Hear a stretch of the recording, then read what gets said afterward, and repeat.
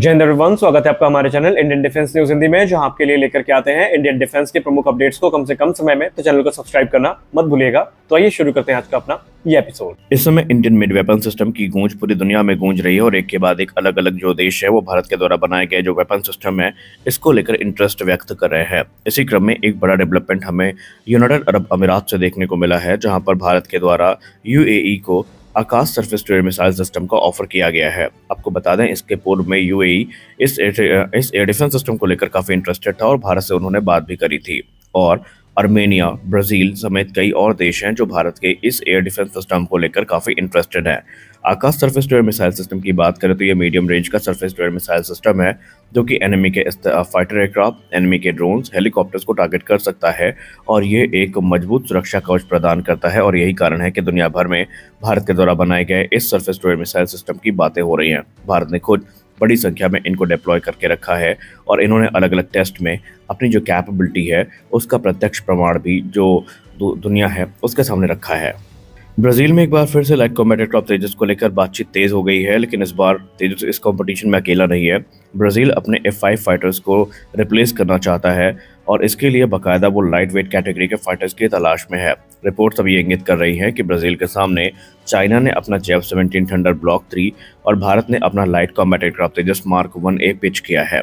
भारत के light combat aircraft तेजस पर बात करते हुए ब्राजीलियन एयरफोर्स चीफ ने कहा है कि वो भारत के साथ एक बार्टर डील चाहते हैं, जहां पर उनका उद्देश्य ये है कि भारत उनसे C-390 मिलेनियम को अपने MTA प्रोग्राम के अंतर्गत खरीदे, यानी मीडियम ट्रांसपोर्ट एयरक्राफ्ट प्रोग्राम के अंतर्गत खरीदे, और उसके बाद ब्राजील भारत से लाइट कॉम्बैट एयरक्राफ्ट तेजस को खरीदेगा। यानी ब्राजील पहले भी बार्टर डील को लेकर पुश कर रहा था और इस समय भी वो बार्टर डील पे ही अडिग है।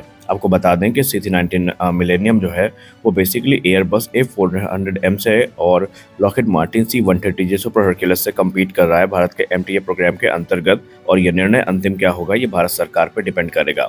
कल फाइनली वो दिन आ गया जिसका इंतजार पूरा भारतवर्ष काफी लंबे समय से कर रहा था, और वो था भारतीय नौसेना के लिए राफेल M फाइटर्स की डील, जिसको कैबिनेट कमेटी ऑन सिक्योरिटी, जिसकी अध्यक्षता प्रधानमंत्री श्री नरेंद्र मोदी जी ने की, उसको मंजूरी दे दी गई है। तकरीबन 63,000 करोड़ रुपए की लागत में 26 राफेल M फाइटर्स की जो डील है उसको हरी झंडी दी गई है, और इसमें से 22 सिंगल सीटर और 4 ट्विन सीटर वेरिएंट होने वाले हैं। यह डील अगले महीने या इस महीने के अंत तक फाइनलाइज कर ली जाएगी और पहला एयरक्राफ्ट में 2028 के अंत तक या 2029 की शुरुआत में देखने को मिलेगा। लेकिन एक इंटरेस्टिंग डेवलपमेंट हमें जो देखने को मिला वो ये है कि ये राफेल M जो भारत ले रहा है ये विशेषतः मॉडिफाई किए जाएंगे, जहां पर इनके अंडर कैरेज को रीइंफोर्स किया जाएगा ताकि स्टोबार ऑपरेशन के लिए इनको सूटेबल बनाया जा सके। क्योंकि अभी तक फ्रेंच एयरक्राफ्ट कैरियर की बात करें तो ये कैटोबार ऑपरेशंस के लिए तो काफ़ी ऑप्टिमाइज थे, लेकिन स्टोबार ऑपरेशंस में ये काफ़ी मिनिमम यूज़ को इन्होंने फेस किया था, और इसीलिए इनको मॉडिफाई करके भारतीय नौसेना को हैंड ओवर किए जाने की जो तैयारी है अब वो शुरू की जाएगी।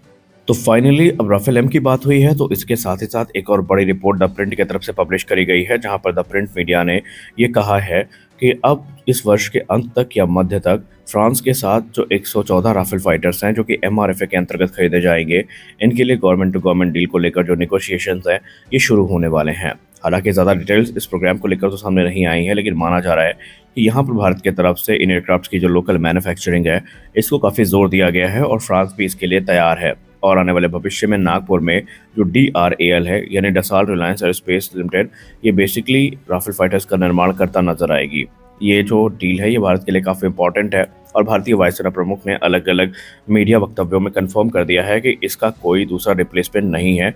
ये डील आज नहीं तो कल होनी ही है, क्योंकि भारत के सुरक्षा दृष्टिकोण से ये डील काफ़ी महत्वपूर्ण बन जाती है और इस समय भारत इसको काफ़ी गंभीरता के साथ ले रहा है। तो इस वीडियो में बस इतना ही। मिलता है अगले वीडियो में कुछ और इंपॉर्टेंट अपडेट्स के साथ। आशा करते हैं वीडियो अच्छी लगी होगी। वीडियो अच्छी लगी वीडियो को लाइक करिए, नए चैनल को सब्सक्राइब करिए। मिलते हैं अगले वीडियो में, तब तक के लिए जय हिंद।